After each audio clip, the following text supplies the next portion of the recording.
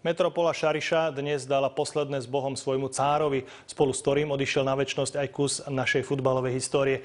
Ladislav Pavlovič sa i vďaka gólovému inštinktu nezmazateľne zapísal do zeleno-bielých srdc hneď niekoľkým generáciám Prešovčanov, no nielen im.